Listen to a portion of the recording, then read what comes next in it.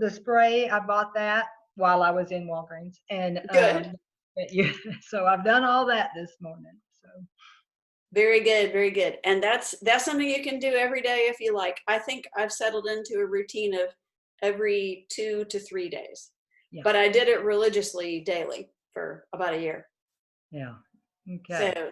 good. All right, good. And are you practicing your blowing it out upside down and turning your head and I did. I just did all of that, and of course, my husband thought, "What are you doing?" I said, "This is important," and it did clear me out really yeah, nicely. So yeah. good. I'm glad. It was after, it was when I didn't do it, when I didn't take the time to, do the little turns to the side, that there's two things that happened. One is a few minutes later, you'd be reaching down to tie your shoe and dribble, dribble, dribble, Oh, because it gets stuck, it gets all up in, as it should. You want it to get all up in your sinuses and, uh-huh. you know, get everything, you want it to flush everything out, but it just blowing does not get it out from all those spaces.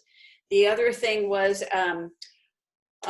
one time when I did have a cold, and when I have a sinus infection, I do it 2 to 3 times a day.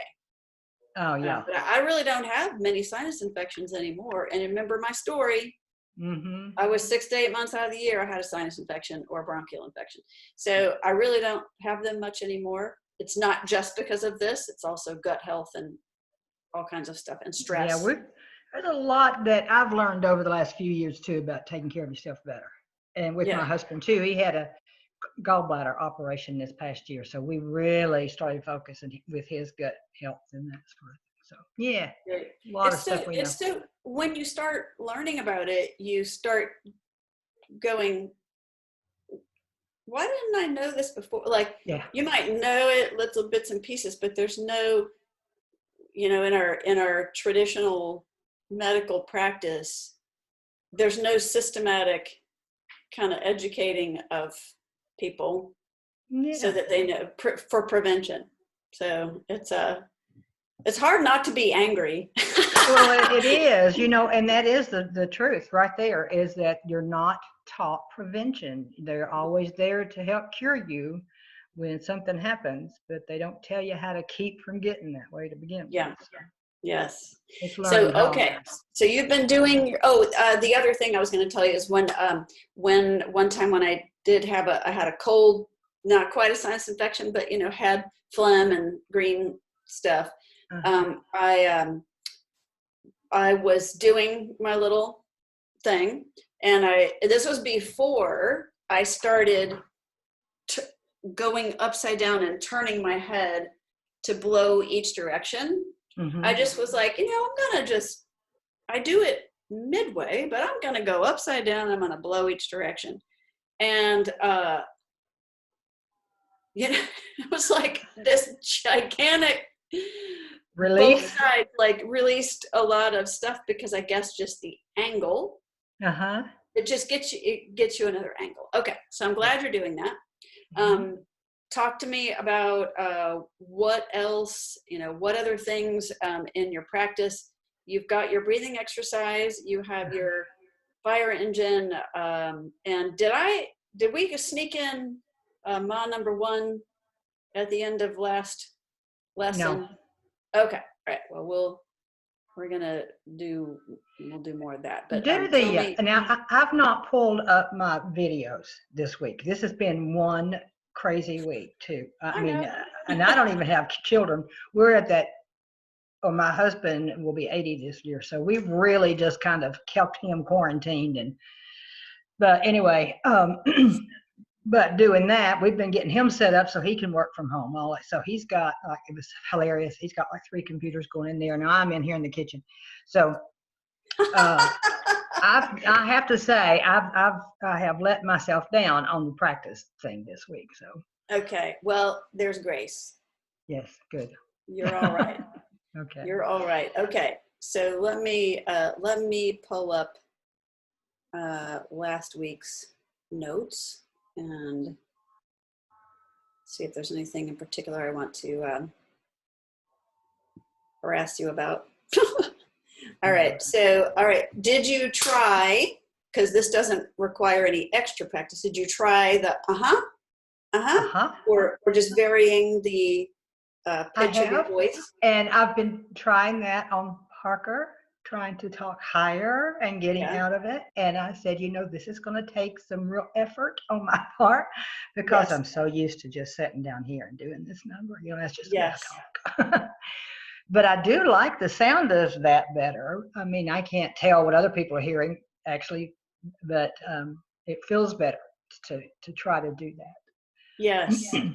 And finding that space in your voice in between this down here and this up here. We're not looking for, little Bo Peep has lost her sheep. We're just looking for that little bit. I was trying to do it with my mom last night, who's 91. And because she's been complaining to me for a dozen years. She doesn't remember that she has complained to me for a dozen years about it, but she has. And I've worked with her before on it, but there's a sense where she refuses to do it. Like, she'll just kind of make fun of it. So last night, you would only talk like this. And I was like, Mom, that's not what I'm talking about. So yeah, a prophet is not without trying. honor. Yeah. Prophet So is I'm only trying to without get honor. that level. So it's going to be a work in progress for a while, I'm sure. Okay, good. All right. And did you try the gargle technique though?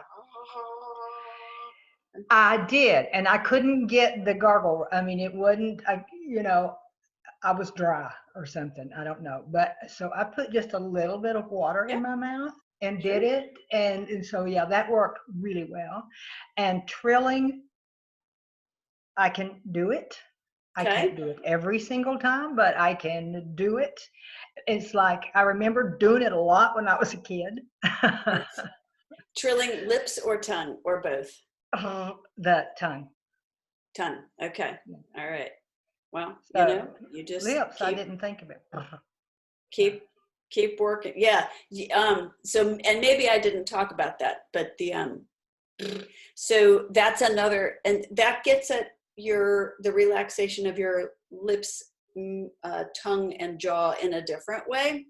I mean, the tongue is of course directly affected by the tongue trill, but with a lip trill, you literally can't do the tongue trill with tension in your face. So it's very educational and very physically helpful to get yourself to the point where you can lip trill. So, and singers, and I think I said this last week, I've never met a singer that doesn't love lip and tongue trills. And you won't find a vocal coach online on YouTube that doesn't talk about lip trilling and tongue trilling a lot. Yeah. So because it's so good. All right. So to lip trill, you want to just try it first before I start going into a bunch of stuff? Because if you can do it, I don't have to explain it. Is it? Or are you using your voice? That's just blowing air. That's just blowing, and you've made a great distinction. You want to then put the hum behind it. So think motorboat. Yeah, perfect. Absolutely perfect. Hey. So now, when you are doing your lip trilling, and you can just do it, you can turn on a song and do lip and tongue trilling to a song that you happen to be listening to, or just hum something, do the trills to something that's playing in your head. That's okay too. I mean, just, you're just doing it and moving your voice around. When you do the lip and the tongue trilling, it engages your vocal cords, but it does not engage them in the same way as when you are speaking or singing. So there's a very, your larynx can move up and down your range with much less stress and interference when you're doing lip and tongue trilling. So it's a fabulous thing. So you could do lip and tongue trills with your fire engine shape. You can do it with songs. You can do it to whatever. You can do sighs, like that kind of thing. So anything, they're great. Now, at some point, your lips, especially in the beginning, while you're still kind of learning breath support, you'll disconnect a lot. And in order to relax your lips and just kind of take the pressure off of them, you can just take 2 fingers and put them. Different teachers have different ways that they teach this, the ways to take the pressure off your lips. But I do about 1 inch behind the corners of my mouth.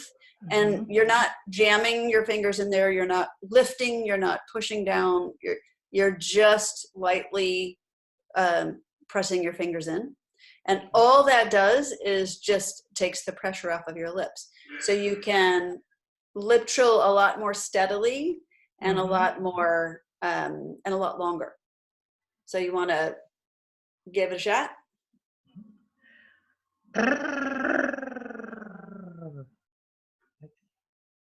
Here comes my husband. You want to meet him? Yes!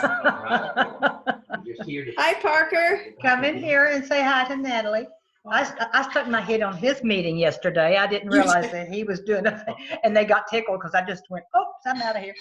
Oh yeah, With Natalie. Look, it works. Hi, Natalie. How are you? Hi, I'm well. Thanks. It's a pleasure to meet you, Parker. Good meeting you. Good meeting you. Okay, well, I'll go get on my computer. Okay. Hey, Well, have a good one. Good job, Parker. Good job to you, and thank you for encouraging and supporting Debbie and doing what she loves to do. Well, she's doing good. As she hides from me a little bit, but I think she's. Well, we're trying to get her to the place where she doesn't feel like she has to hide. So. Right. Good. Take Y'all care. do good. Thank you, dear. So sweet. Yes. Here we go. He is that. Oh, yeah. Yeah, he's my boyfriend. Your boyfriend. Oh, Yeah. so I love it. Okay, so now another way that you can use the lip and the tongue trill is before you do your fire engines vocally.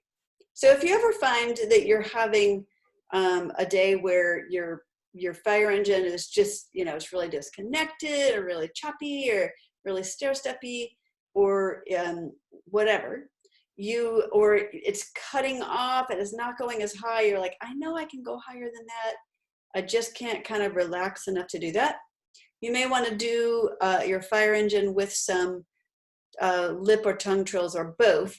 And one way to approach that is like this. And I think that we did bending over last week.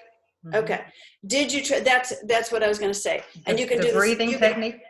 You can do that with lip trill and tongue trills on your fire engine as well. Do you want me to demonstrate that again, or did you practice that? Yes, if you would, please. I'm not sure I was doing that right. Sure.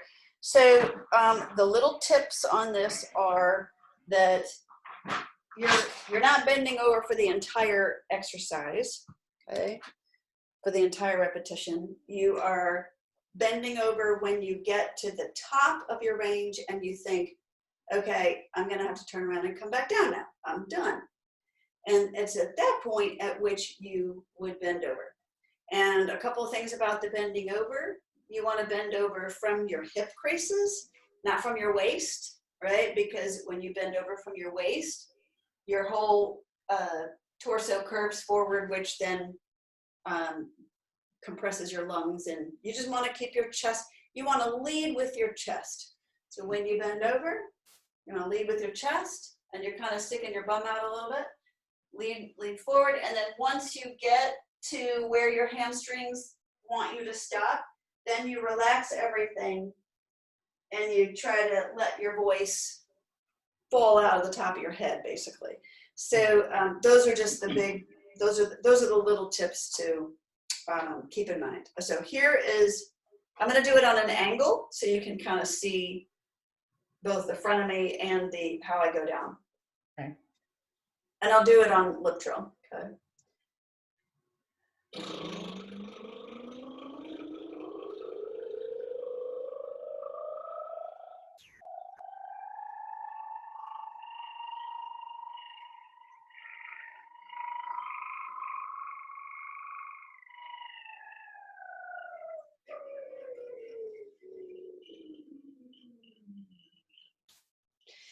So I cannot last that long. That's okay. I've been doing it a while. Yeah. You may have heard my lips kind of stopped and I kind of kick-started them. I just did like a spurt like that to get them going again. Remember, we want to do our fire engine in one breath. And so I didn't want to restart my breath. So I just did a little harder, got them going again, got them to relax, and kept going with the same breath. So yours is going to be shorter than that. That's okay. I mean, I started out short too. I've been doing fire engines in general since about 1994. Okay. So that's the first time I learned. You were a mere child. I was a full-grown adult. I was working in ministry full-time at a church. So but do you want to give that a try? And I'll watch you. Okay. You just kind of Now, make on sure the last time I did the fire engine, you asked me if I was, because I was humming, I think. And was you were going, ah. Oh, that's right. And so, and which is fine for an exercise, but for our particular purposes right now, I want you to do it humming. And you can either do it right now, you can do it humming, or you can start, if you haven't warmed up today, you're welcome to do it as a lip trill or a tongue trill, anyhow you want to approach it. Okay, so are you wanting me to do it with the bending over exercise? Is that what? Yes, that's what I want to see. Okay, so I'm just going to do the hum. I'm going to try that one. I haven't done anything today, so. Okay, and let me ask you this. Are you on a laptop? Yes, ma'am. Okay, can you move, just bend it forward a little bit so that I can see a little more of your body when you bend? Perfect, that's great. Is that good? Okay, get that chair.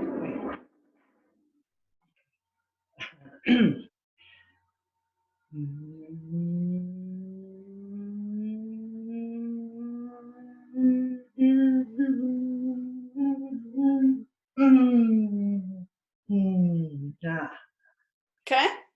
All right. That rock in my throat somewhere. Okay. Well, but that was good in terms of that you didn't let your voice. I heard your voice kind of was threatening to stop a couple of times, and you just kind of kept it going, kept coaxing it along. So that's fine. You might need to do it 4 or 5 times until your voice kind of relaxes into this. Now, it was great. I kind of did that for Parker last night, and I was so pleased. It just came out so, but it was all day, and I had been, humming along and doing some things all day. So. Okay. Yeah. And remember, we're using it right now. We're using it as a warm up. My assumption is you haven't been warming up prior to our getting together. Now that brings up a point. That does bring up a point, which is that you are,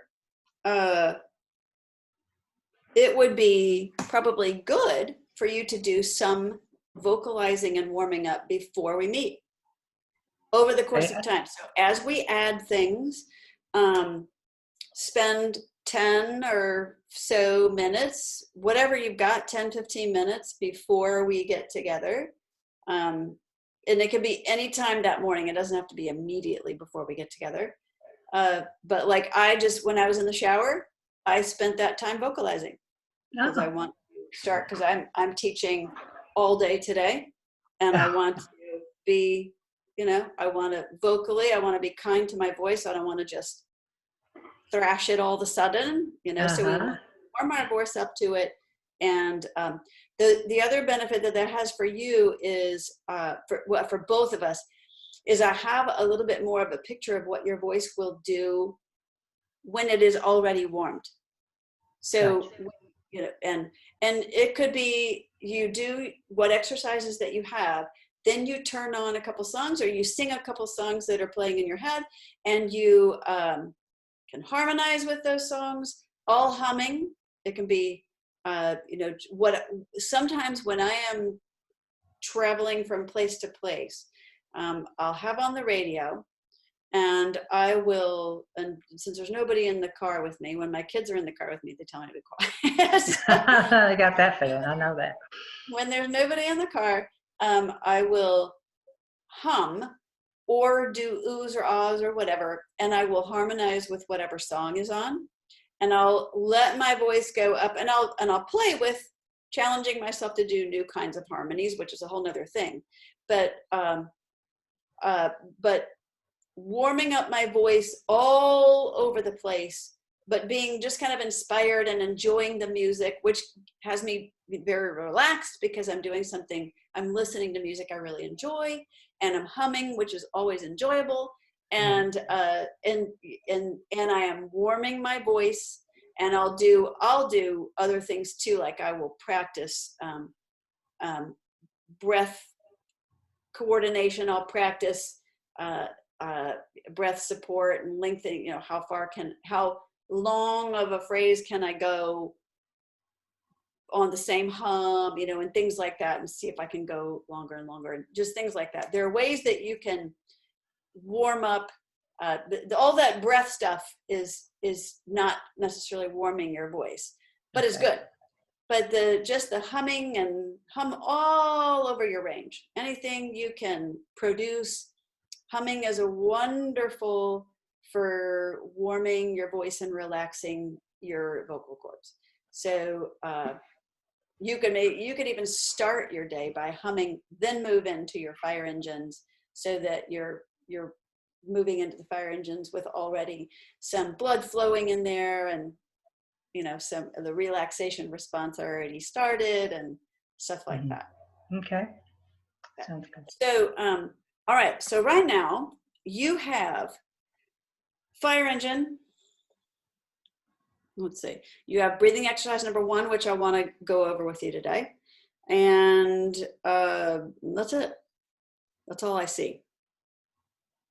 Is that all you remember? And then the various ways to do fire engine, and lip trill, tongue trill, humming. Yeah, we went over it. Yeah, we did do,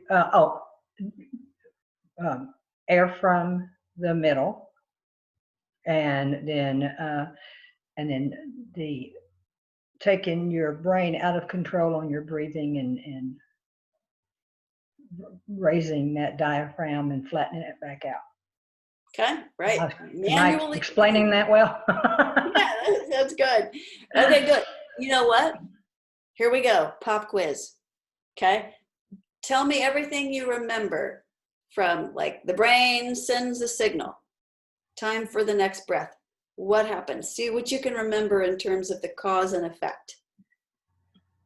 When the brain is in control, or when you're trying to? Yes. When the brain is in control, and what happens in a one full respiration.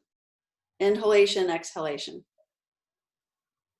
Oh gosh, I remember you saying all of this. Let's see.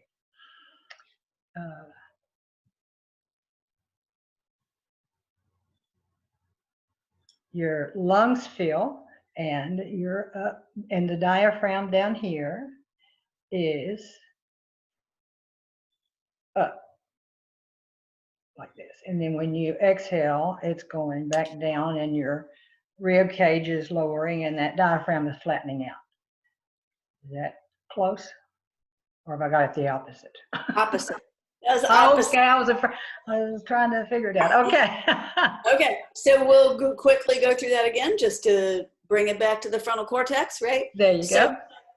So I think my frontal cortex may still be asleep today. I don't know.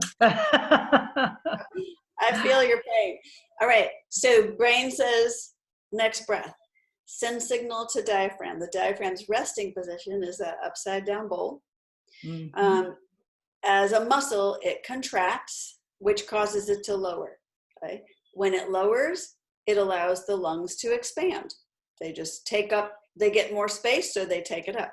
So they expand. That expansion creates a vacuum inside the lungs. The vacuum pulls air in through healthy airways, and there is your inhale. Okay?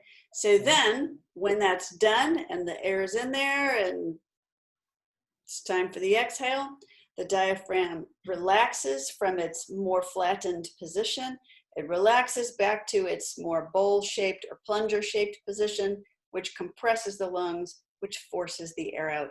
That's the exhale. Okay. So it's just that it sounds like when you're exhaling, everything should be deflating, and so you think of that diaphragm just the opposite. It should be going down instead of yes. up. Yeah. Okay.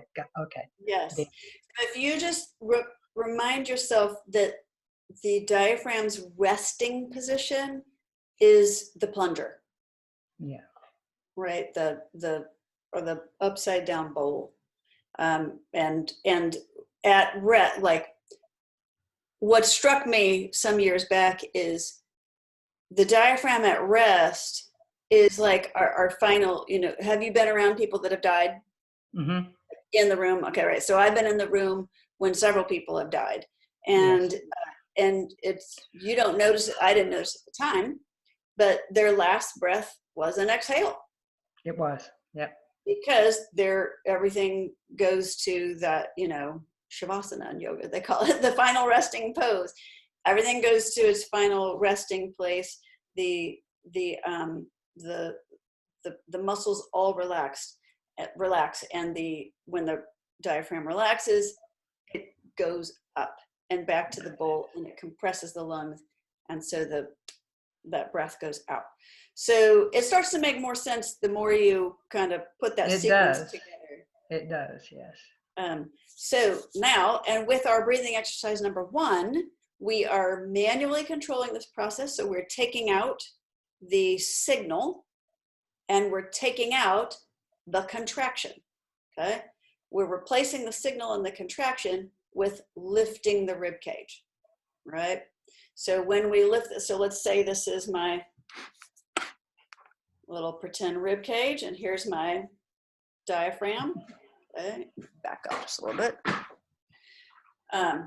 Here I am with my little pretend everything. Okay, so when I raise my arms, the latissimus dorsi, that big muscle that's attached here from the shoulder and all along kind of the bottom of the rib cage and stuff, that will pull up the ribs. Here's my rib cage. Pull up on the rib cage, which just has the effect of pulling outward on that bowl-shaped diaphragm, which then flattens. So again, it doesn't go to flat; it just flattens, gets flatter, and then the rest of the process is the same. And then when after the air is pulled in and it's time for the air to go out, my rib cage, this is of course, the map is not drawn to scale. the rib cage is out, and when that is allowed to drop again, you can just see the diaphragm goes back, and it compresses the lungs, and the air is compressed out. So we're just doing it manually. All right. So may I see, let's just call it 3 repetitions of your breathing exercise number 1. I need to stand up for that, right? You suggest standing up for that? Yeah. And I was doing this morning, so I don't know if I had it right. Okay.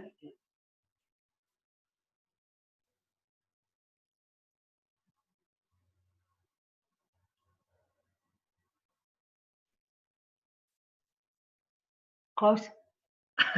Okay, all right. You're conflating 2 exercises. You've got the bend over thing going with the breath thing. Oh. So, okay. That's why you said that earlier. You said, oh, you mean with the breath thing? Yeah. That was out of context for me. I didn't have any frame of reference for that. So just thought I must have misunderstood you. But now I know what you've been doing. Okay, so breathing exercise number 1 goes like this. You did great. You had your mouth open. That was perfect. Let me move this down a little bit. Okay. So my mouth is open. No, I need it up. That's what I need. Get the angle right. There you go. Here we go.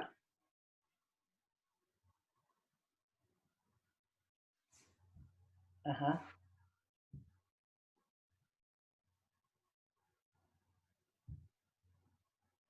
That's one repetition.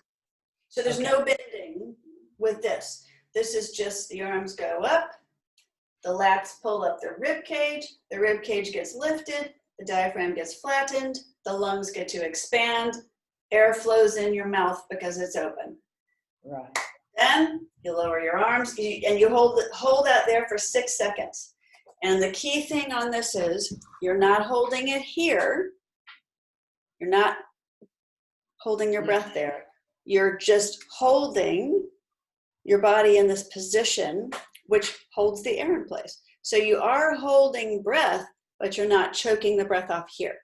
Okay. So there's complete relaxation here in your throat and around your larynx and in your larynx. Your larynx is just open.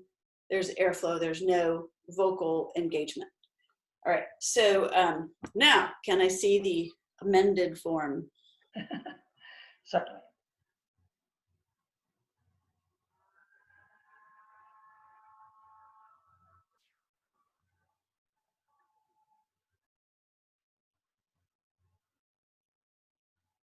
That's great. Now, something I can't see very well is your mouth open?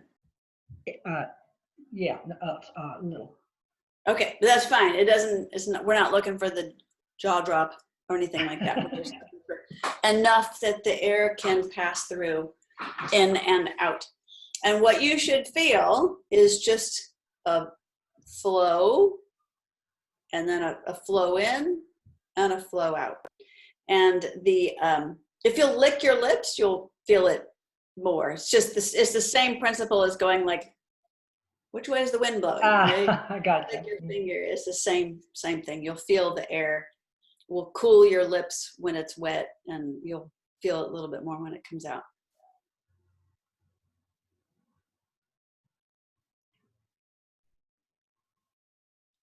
I do love that feeling. I mean, that you're controlling that. That's great. It's kind of weird, isn't it? It is kind of weird. Some people really freak out, like they start to panic during that 6 seconds. And I see you have a clock behind you, so you could just listen. If it's a ticking clock, you can just listen. It is, but I have its little ticker turned off right now. It drives me crazy. No, they drive me crazy too. The only thing I find tickers are for is good for it. How do you turn off the ticker? Yeah. Oh, I just held it still until it stopped doing. I don't know if I've torn it up or not, but well, it's been keeping time, so I guess. Yeah, it keeps time beautifully without it, but I feel like it's counting down my time. I just don't like to hear it. You know, I inherited my father's regulator wall clock with the glass front and the chime. I've left it at my daughter's house because it reminds me of him, and I can't take that noise. I can't take that sound. Ah, that's so interesting. It's a psychological thing. Yeah, that would, and yeah, an emotional and psychological thing. For me, I've just never, I think I have a little bit of OCD or something. I've never liked ticking clocks. Like I obsess and I fixate on that sound. I was never able to take a test, a row over person who had a ticking watch. Like I would have to put earplugs in. I mean, it's crazy. I still don't like them. I can't sleep with a ticking clock in a room. Drives me nuts. I don't like them either. All right. We all have our different neuroses, don't we? Okay. Now I want to teach you some vocalizing exercises. Okay. At least one today. So now I'll just say this. There's almost anything that you can do vocalizing wise, that if you're doing it with good breath support and you kind of understand how your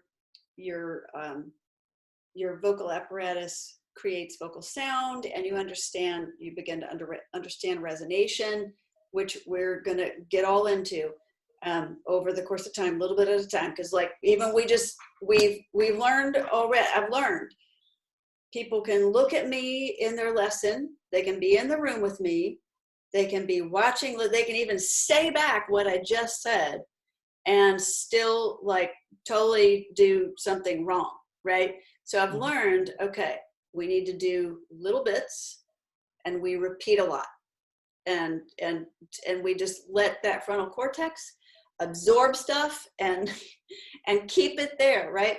So, but I wanted to preface the next thing I'm going to say with all that. Okay, that's all going to start coming. Like, that's all going to start piecing together. It's like, it's not complicated, but it is a puzzle at first. It feels like a puzzle, like all the pieces.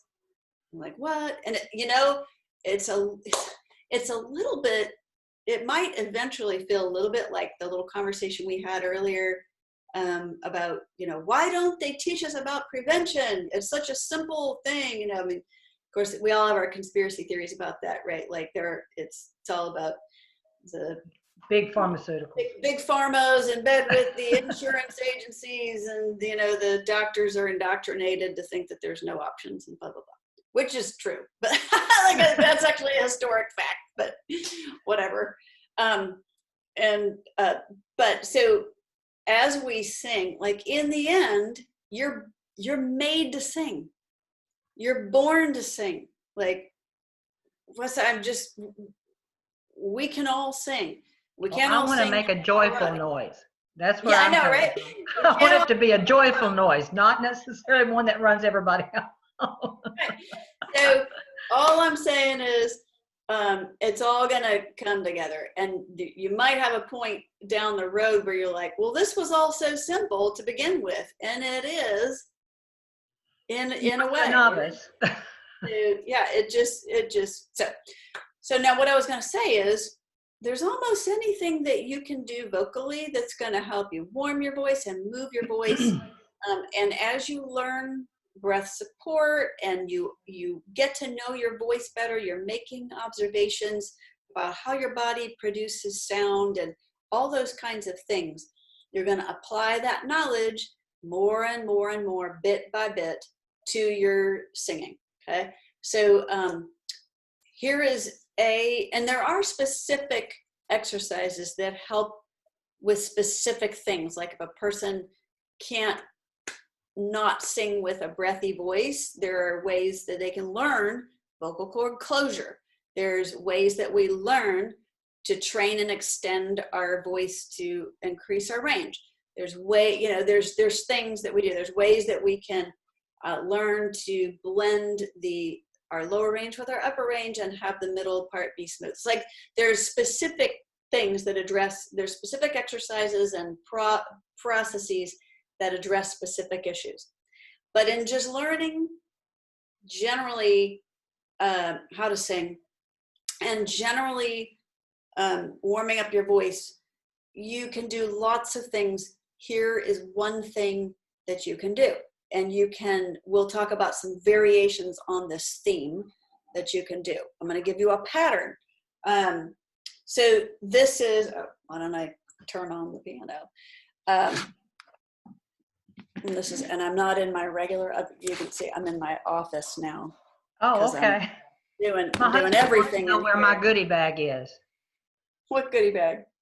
That's in your list of things. You said, I keep a bag with everybody's name, all of my students' names on it. Have you not read that part? We were reading that. Wait a minute. I got it right here. This was so funny because Parker said, you get a gold star for showing up for something. I'll have to find it. This was something I said. Well, it was in one of these. Oh, parent guardian involvement. That's where it says for younger children. Yeah. For example, during a practice session, you're telling them how to do it, but then incentives. Yeah. But anyway, I do. it was really for my kids, I incentivize their practice. And hey, if the adults want, a slap wrist bracelet, and that incentivizes them to practice, I am more than happy to let them. And right now, the practice system is kaput. Like I don't have my little jars here. I don't have my puffball. But the kids, they live for it. Yeah. They're so bummed when they don't. Please don't give me candy. I've lost 20 pounds this winter so far, so I want to stay that way. That's good for you. That's good. So here is this, and then I've got to drop off because it's 11:43, and I have another student at 11:45. But this always goes so fast. it does go fast, I know. So we're going to start with a hum, and then we're going to break out into ma, but it turns into ma. You don't stop the tone. And we're going to just go by thirds down. Here's how it sounds. Ma, ma, ma. Okay. Ma, ma, ma. Jump in whenever you feel it. Ma, ma, ma.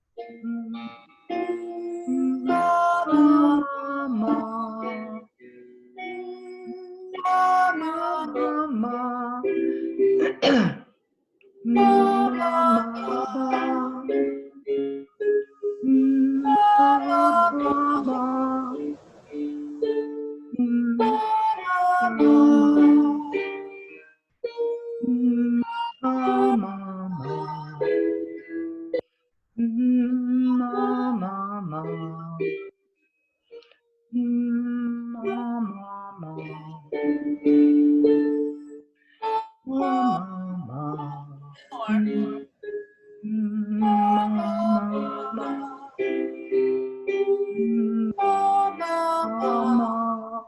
Now, as you do that, you can also do you can do ma, me, me, mo, moo. You know, you can stick in other vowel sounds in there. You can, for this exercise, I would keep it as the M. Start with the M consonant, and then open up into any vowels you want. But I would do it one time through on each vowel. So you could then go, ma, ma, ma, ma, ma, ma, like that. Then you would start again, me, me, me, me, me, me, and then mo, mo, mo, and then move, mo, mo, mo, and you're moving your voice around. You use that hum to focus the sound, and you'll, over the course of time, as your voice gets warmer, you'll feel kind of an intensity here, and you'll learn to focus that hum, which can be super helpful.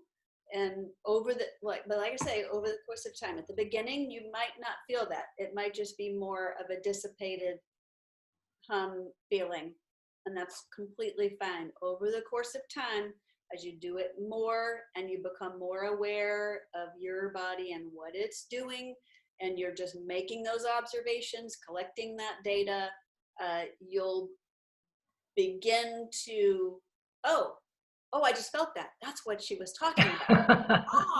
Now I create that, right? So that's you 97% of singing is like, you hear stuff and you're like, what are they talking about? And then you do it and you're like, that's what they were talking about.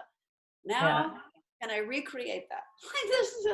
Exactly. I have to go. So I will, put this in the recording once I get it up. Okay. And I can do that with the recording, with your piano playing, right? You can. And I think that I recorded an accompaniment track for this at some point, and I'll also send you that, so you can do it with the recording on here, and but I'll send you an accompaniment so you're not singing over me, and you can change the vowel easily and stuff like that. Gotcha. Okay. All right. Thank you. Have a good week. You too. Bye, Debbie. Oh, are we back on the regular time next week? 10? Yes, back on our regular time next week. Gotcha. All right. Thank you. Take care. Bye.